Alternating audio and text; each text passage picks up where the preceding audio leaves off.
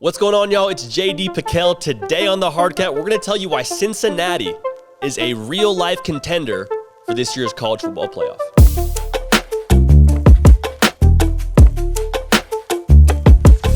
Welcome into CFB with JD. This is the Hard Count. You may be watching this on 365 Sports. Phenomenal. Please keep your subscription there. In addition to that, we will be moving the Hard Count to CFB with JD at the conclusion of this week. Channel is already live, already videos going on there. They will no longer be on 365 Sports by the end of Friday. Okay.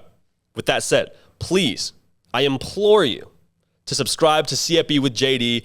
Going to be a whole lot of fun. Everything that we're doing here content-wise, the Hardcat will be on that channel moving forward. We want you along for the ride. With that being said, Cincinnati is making a real case to be in the college football playoff. And before you jump on me and say, hey, they're group of five, they're not going to make the playoff. That's why we need to expand the playoff. We need to expand the playoff so teams like Cincinnati can make it. Well, look around. Cincinnati is the AP number 7 team in the country right now. They got a shot, folks. They got a real shot. And even more so, they control their own destiny.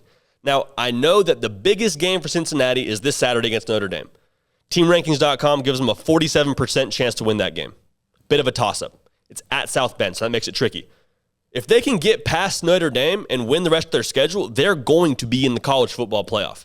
One, because they deserve it, and their schedule indicates that. They'll have a win against Indiana on the road. They'll have a win against a top 10 Notre Dame team. They will have a win against Central Florida, which I think will still be respectable when they win that game. They'll have a win against SMU, who SMU is going to potentially be ranked by that time. We don't know exactly what that'll look like, but SMU could be in the ranked conversation. So I'm counting at least 3 big wins. One big win against a team like Notre Dame. Like, that would just change the entire conversation. I think that absolutely puts them squarely in the top 4. And for everybody saying, well, group of 5 teams will never be in the top 4 when the season ends. Well, remember 2010? 2009, I think it was, the Fiesta Bowl? TCU was a Mountain West team, and they were playing for the Fiesta Bowl. They were number 3 in the country. Cincinnati controls their own destiny to run the table and end up to be the 3rd best team in the country. Absolutely. Absolutely. And also look at what they have. The way they're built, 1,000% indicates they can do that. They're giving up, I think, 19 points a game. They're scoring 43 on offense. Desmond Ridder, when he's on, he's on. If he can be consistent and take this team to where they need to be the rest of the way, they're going to be really, really good.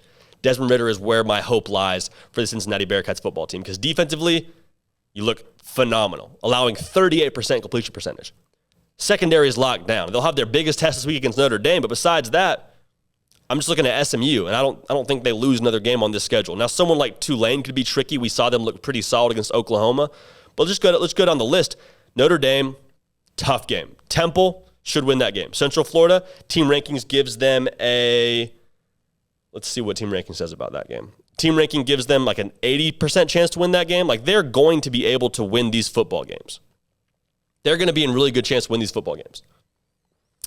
In addition to that, the conversation is always, well, you need something to happen if you're a group of 5 team. You need some help.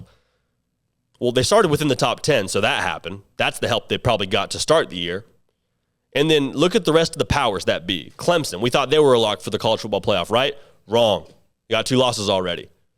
Georgia's going to have to play Alabama, whether it's the SEC championship or in the playoff. If it's in the playoff, I guess it doesn't really matter. But I think Georgia and Alabama will both have their work cut out for them the rest of the way. Arkansas is going to have to play Bama and Georgia. Who knows what's going to happen in the Pac-12? It seems like there's cannibalism all over the place in that conference. Same thing with the Big Ten.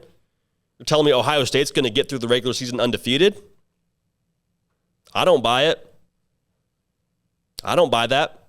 Cincinnati, if they run the table, will be in the college football playoff because they'll get a lot of help from other teams just beating up on each other right now. If they can beat Notre Dame, the path is extremely clear. That's all I have to say on the matter. When you look at how this team is going to play against Notre Dame, we did a pick video on this already, so I don't want to beat a dead horse, but they match up pretty well with Notre Dame. Notre Dame can't run the football very well, averaging 2 yards a rush. Cincinnati doesn't let you throw the ball very much. They don't let you complete the ball hardly at all.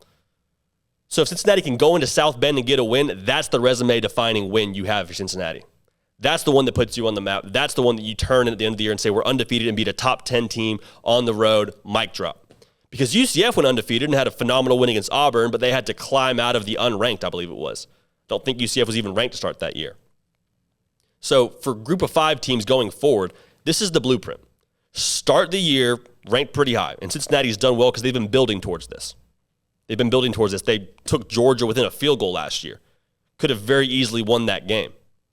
They've built towards this, and this is the year that I think it all comes together. The blueprint is somehow find a way to build towards a top 10 preseason ranking, have a good team on your schedule like Notre Dame, just run the table. They got to be undefeated to do it, but I don't think it is by any means unlikely.